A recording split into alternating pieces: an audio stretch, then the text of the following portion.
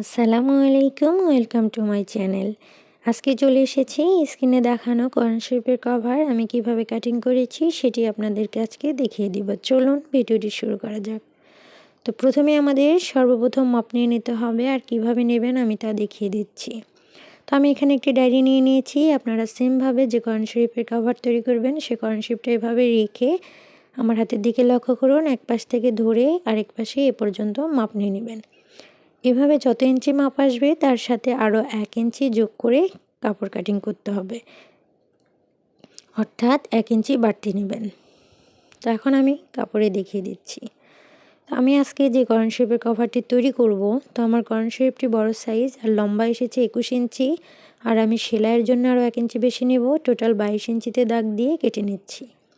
তো কোরআন শরীফের কভারের জন্য আপনারা লম্বা এবং চওড়া সেম মাপ রাখবেন।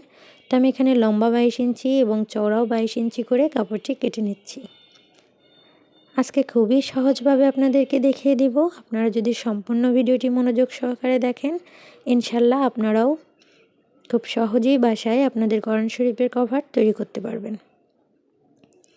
তো দেখতে পাচ্ছেন আমি কেটে নিচ্ছি। তো এটা একটা পলিস্টার কাপড় ছিল। আমি আবারও দেখে নিচ্ছি আমার লম্বাটা ঠিক আছে কিনা, তবে একটু বেশি হয়ে গেছে। তো আমি এখন লম্বাটা ঠিক করে আবারও 22 ইঞ্চি পরিমাণ দেখুন দাগ দিয়ে নিয়েছি।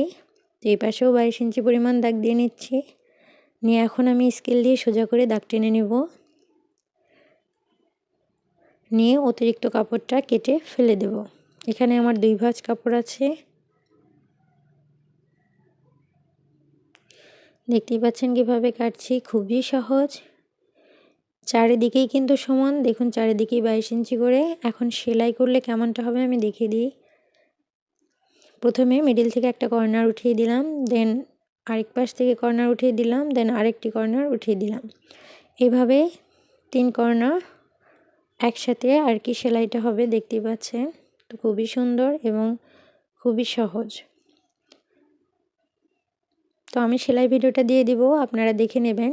সেলাই ভিডিওটা সম্পূর্ণ দেখলে ডিটেলসটা খুব ভালো করে বুঝতে পারবেন। তো আমি আরও একবার দেখিয়ে দিই, দেখতে পাচ্ছেন কিভাবে এটা সেট হবে। খুবই সহজ। তো বন্ধুরা, আমার ভিডিওটি ভালো লাগলে অবশ্যই লাইক কমেন্ট শেয়ার করে দিবেন এবং নতুন যারা দেখছেন চ্যানেলটি সাবস্ক্রাইব করে পাশেই থাকবেন। তো এখন চলে যাচ্ছি, ফিতা আমি যেহেতু লাগিয়ে নেব, তো ফিতার চওড়াটা দিয়েছি 1.5 ইঞ্চি।